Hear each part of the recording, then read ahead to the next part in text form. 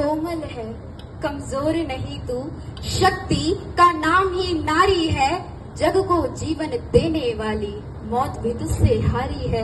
यहाँ उपस्थित सभी को हमारा सादर प्रणाम। मैं अंजलि, मैं पूजा यादव आज कला उत्सव के अंतर्गत एक ऐसी ऐतिहासिक कहानी सुनाने जा रहे हैं जहाँ नारी का सम्मान बचाने की खातिर स्वयं भगवान आए थे।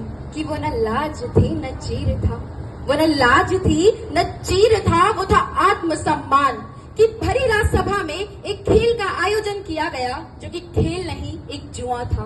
उस द्यूत क्रीड़ा में युधिष्ठिर अपना सब कुछ हार चुके थे, जिसमें उनकी संपत्ति, राज्य और स्वयं पांडव भी शामिल थे। अंततः दुर्योधन और शकुनी के बहकावे में आकर युधिष्ठिर ने अपनी पत्नी द्रौपदी को भी दांव पर लगा डाला कि मान तुम्हारा ही क्या जग में, मान तुम्हारा ही क्या जग में, क्या मेरा कोई सम्मान नहीं, दांव लगा बैठे क्यों पांडव, क्या मुझ में अभिमान नहीं। द्रौपदी किसी राजा की संपत्ति तो नहीं थी, फिर भी हार गए थे उसको शतरंज की उस शाही क्रीड़ा में।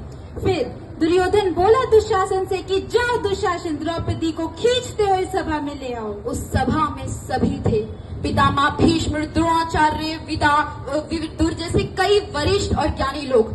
फिर भी एक नारी चीख रही थी अकेली कि हे भीष्म पितामह कुछ बोलो, हे भीष्म पितामह कुछ बोलो, कुलवधू है तुम्हें पुकार रही। दुर्योधन जो व्यवहार किया तुम सबको क्या लगा सही, मेरा केश पकड़ कर लाया है, मेरा केश पकड़ कर लाया है, करता दुशासन दुर्व्यवहार, आर्यों की सब माताओं ने क्या नहीं दिया कोई संस्कार। बन गए सब पाषाण हृदय, किसी को न चीख सुनाई दी, लिए कंपित हृदय अधीर नयन, जनमानस को देख रही, व्यथित वेदना भरी चीख मौन सबका चीर रही। द्रौपदी ने बारी बारी से प्रश्नों का ढेर लगा डाला कि हे भीम उठाओ गदा, तुम अपनी न झुकाओ इन आंखों को, जिस दुशासन ने छुआ मुझे उखाड़ दो उसके हाथों को। फिर बरसी पांडव पर कि हे अर्जुन क्या भूल गए तुम वो प्रांजलिया में रक्षण का लो हाथ में तुम गांडीव और काटो मस्तक अब दुर्योधन का।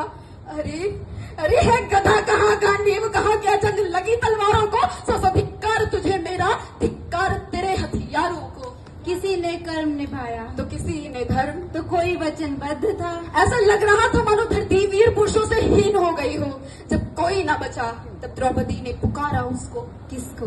मैं राधा का गुमान हूँ, मैं मीरा का मान हूँ, मैं हर माँ की खिलखिलाती गोद में हूँ, मैं नारी के सत्कार में हूँ, मैं बांसुरी की मधुर तान भी तो सुदर्शन चक्र की धार भी, मैं अंत हूँ प्रारंभ भी नए युग का आरंभ भी, मैं कृष्ण हूँ, मैं कृष्ण हूँ, मैं कृष्ण हूँ। फिर द्रौपदी ने अपने भाई श्री कृष्ण को पुकारा कि हरि हरि अभ्यम कृष्णा अभ्यम, कि गोविंदा ही कृष्ण कन्हैया, आओ बन जीवन दाता, कहाँ छुपे हो ब्रजनंदन, तुम सर्व जगत के हो गया था, तुम सर्व जगत के हो गया था। द्रौपदी की पुकार सुनकर भगवान श्री कृष्ण ने अदृश्य रूप में सभा में उपस्थित होकर द्रौपदी के चीर को अनंत कर दिया। दुशासन खींचता रहा, परंतु द्रौपदी के वस्त्र अंतहीन थे कि खींच साड़ी हारा दुशासन, इच्छा न उसकी पूर्ण हुई, साथ निभाया केशव ने जब, धर्म की तभी तो जीत हुई, धर्म की तभी तो जीत हुई।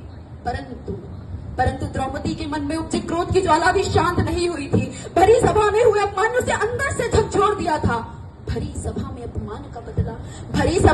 अपमान का बदला द्रौपदी ने ली प्रतिज्ञा महान कि ना बांधू मैं केश को तब तक जब तक ना हो इनका दुशासन के रक्त से स्नान, दुशासन के रक्त से स्नान। पांडव पर भई दशा तुम्हारी, बची द्रौपदी होती उघारी, कौरव के भी गतिमति मार्यो, युद्ध महाभारत करी डार्यो।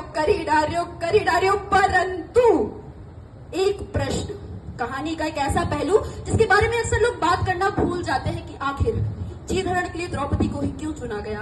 इसका कारण था द्रौपदी की वाणी दुर्योधन के लिए कि अंधे का बेटा अंधा।